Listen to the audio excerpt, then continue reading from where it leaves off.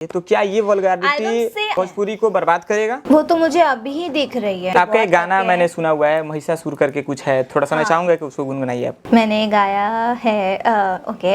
अय गिरि नंदिनी नंदित मेदिनी विश्व विनोदिनी नंदिनुते गिरिवर विंध्य शिरोदिनी वासिनी विष्णु विलासिनी जिष्णुनुते भगवती हेशिति कंठ कुटुंबिनी भूरि कुटुंबिनी भूरि कृते जय जय हे महिषासुरमर्दिनी रम्य कपर्दिनी शैलसुते।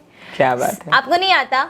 नहीं, हम सिंगर आना नहीं चाहिए है ना। हम सिंगर नहीं है ना, हम इंटरव्यू लेते हैं, पॉडकास्ट करते हैं ना, हम पॉडकास्ट करते हैं ना। ये तो आना चाहिए। फिल्टर अनफिल्टर्ड से फिल्टर चीजें निकालता हूँ ना मैं पॉडकास्ट में। भोजपुरी इंडस्ट्री के बारे में बहुत गंदगी फैली हुई है, क्या सोचती हैं आप इसके बारे में?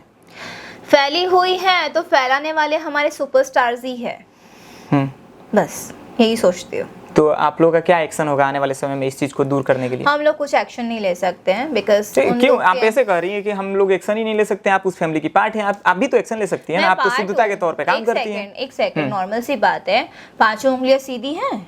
अगर एक उंगली अच्छा प्रयास करने के लिए कोशिश करेगी और चार एक साथ खड़ी है तो एक तो दबी रह जाएंगी ना। तो लेकिन ये भी तो कहावत है ना, अगर पांचों उंगली अगर मुट्ठी बन जाए तो बहुत ताकतवर हो जाती है। ये चार जब उधर ही रहेंगे तो पांच भी क्या करेगी? अच्छा, ये बात है। मतलब आप मानती हैं कि कुछ गड़बड़ है इधर? बहुत बड़ा गड़बड़ है। आप अपने आप को भोजपुरी में किस स्तर पे देखती हैं? आने वाले समय में किस स्तर पे देखना चाहती हैं, या फिर आप भी मतलब बॉलीवुड में जाएंगे? देखिए, मौका मिलेगा तो जरूर करना चाहूंगी बिकॉज वो तरक्की होती है।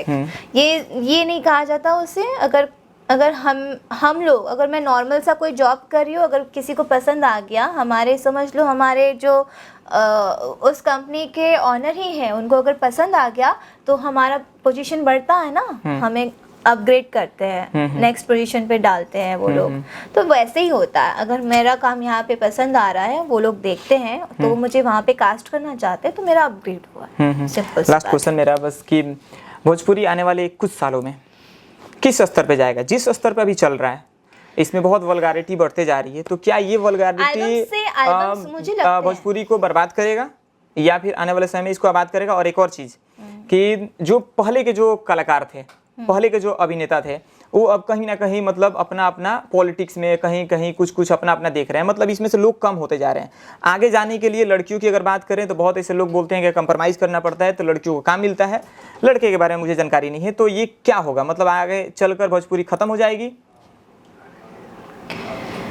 वो तो मुझे अभी ही दिख रही है बिकॉज थिएटर्स एक भी नहीं बचे हैं। थिएटर्स कुछ है लेकिन बहुत लिमिटेड थिएटर्स हैं और बस उसी में लोग खुश हो जाते हैं। लेकिन मुझे उसमें खुशी नहीं होती है कि मेरे पास अगर 100 थिएटर्स थे, उसमें से अगर 20 थिएटर्स बचे हैं तो मैं उसकी खुशियाँ नहीं मनाऊंगी। और ये चीज़ें हमारे ऑडियंस को समझनी चाहिए और मे भी समझते भी होंगे, लेकिन ये चीज़ें हमारे जो सुपरस्टार्स है, जो दिग्गज लोग हैं यहाँ के, जो अपने आप को सुपरस्टार कहते हैं, तो ये उन लोगों को समझना चाहिए कि यहाँ के, और यहाँ पे कई लोग हमारे इंडस्ट्री के पॉलिटिक्स में गए हैं, तो उन लोग को भी वो चीज़ें देखनी चाहिए कि हम लोग हमारी इंडस्ट्री के लिए क्या करें।